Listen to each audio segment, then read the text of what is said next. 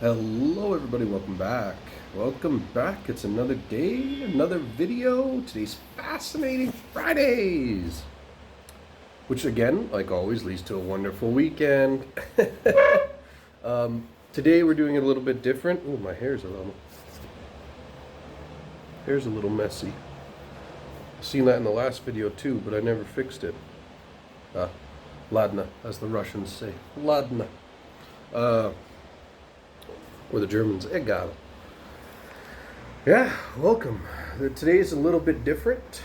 I'm not outside walking. I know you can see the beautiful view from my balcony, which is just a building. It's great. And they work all day, and I hear that every single day.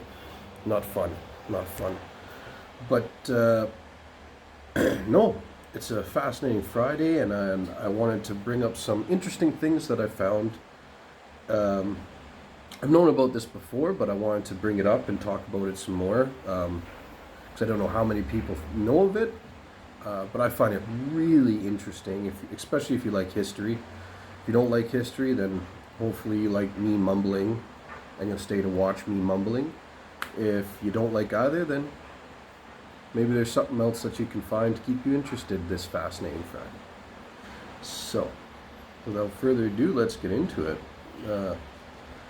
I'll make sure I put the articles on the screen, and I'll make sure I'm scrolling through when I'm reading it and things like that.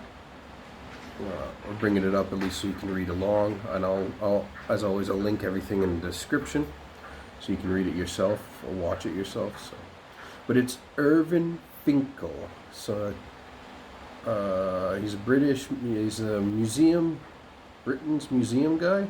He's a curator at the British Museum, and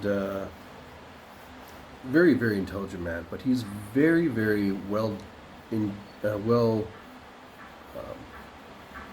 depth. He's very in depth with cuneiform and the ancient Sumerians, also Assyrians too, but ancient Sumerians, and one of the astounding things that he did, one of the fascinating things that he did, was Irving Finkel was given a damaged clay tablet, a Sumerian clay tablet with the Sumerian writing on it, and he can read them. And so what he did was he read it, and he found the Ark story, Noah's Ark, the Noah flood myth, things like that. He found that, but it was written thousands. Let me just read to make sure.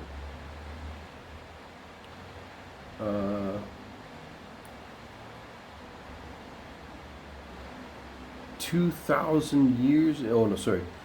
Before, older than the Book of Genesis story. I think it was. It doesn't say in this article, but I think what I remember reading in a different article. I'll see if I can find it or some. But it was like 1,000 years older than when Noah was supposed to be around, or something like that. But it's older. It's older than the Noah story, the Genesis story, the Book of Genesis. So yeah, he read it and it came out, and it was fascinating to see. And it's the same thing that it talks about in Noah's flood myth. There's the gods come down, or it's finally alone. A huge boat was designed to survive a flood and the murderous wrath of gods intent on wiping out humanity, described in the world's first written language.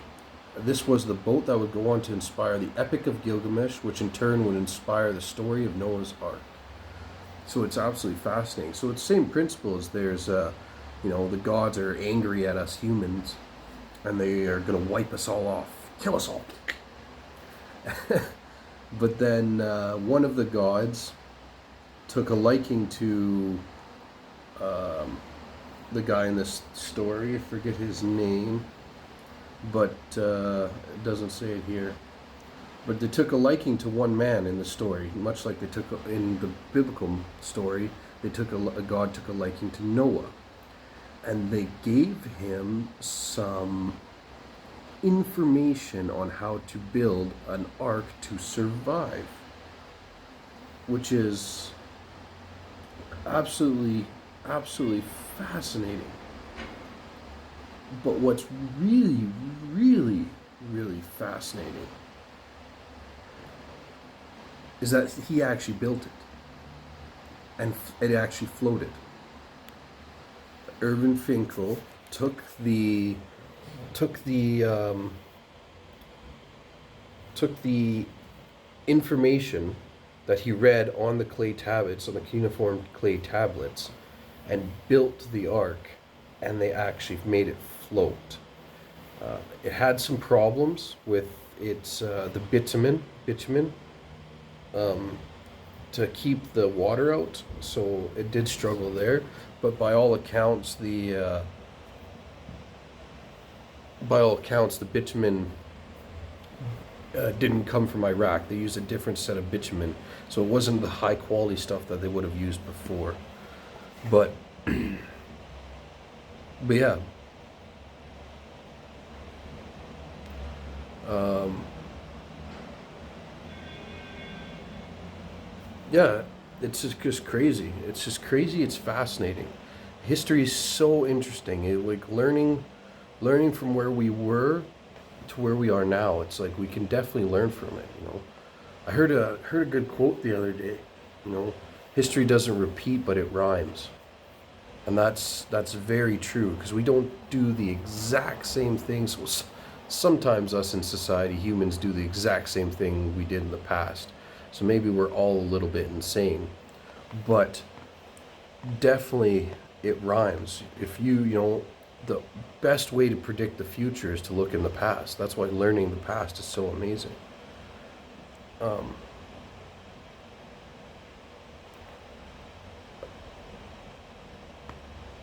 but yeah, it's just fascinating.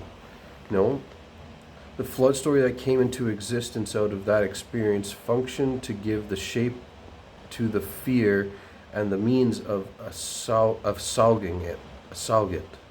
Everybody knew that it was the gods who brought the flood, he said. In the Babylonian legends, Finkel discussed Noah's predecessors survived because one god secretly lets one man in his household escape, just like the Noah flood myth. So it's very, very, very interesting, very, very cool. I find it just absolutely fascinating how even the marvel of just discovering this stuff, discovering how to read the cuneiform tablets, how to then interpret it, and then the findings we have, right? Maybe I'll talk more about this next week, but the amount of cuneiform there is, right? They wrote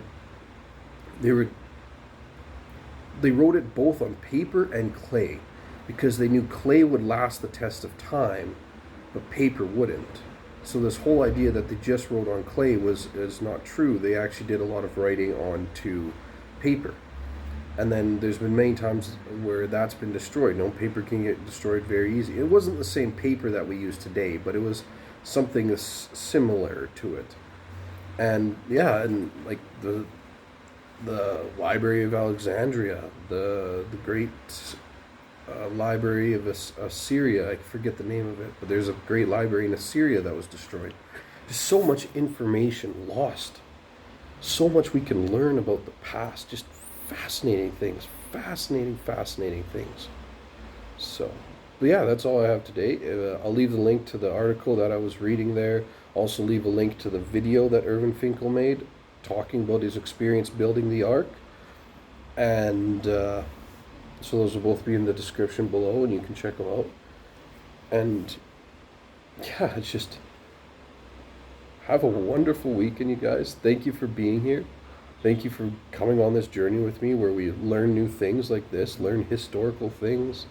Well, that's what Fridays are about. It's about fascinating things, learning new skills, doing new things. Mondays for learning about the psyche of a man and woman. Wednesdays are about health and fitness, and Fridays are about learning just new things that are all over the world, because there's so much for us to learn, so much. And so thank you for being here on this journey. It's a wonderful journey, and it's a journey that will last a lifetime. We can always improve ourselves every day until the day we die. Sometimes we have setbacks, sometimes we have great gains, But the key is to every day push forward to become better. Never give up, never quit. Work hard.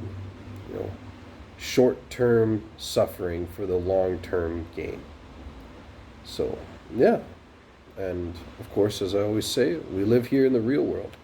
Life's hard, life's unforgiving. So we need to improve ourselves so we can combat it and become better. And then live a happy life in the real world. Not in that wokeism, transgenderism, XBGL things. None of that. So, yeah. Thank you for being here. And leave a like if you like. Leave a dislike if you hate, of course. You know, feedback's feedback. And subscribe, and I'll see you all again.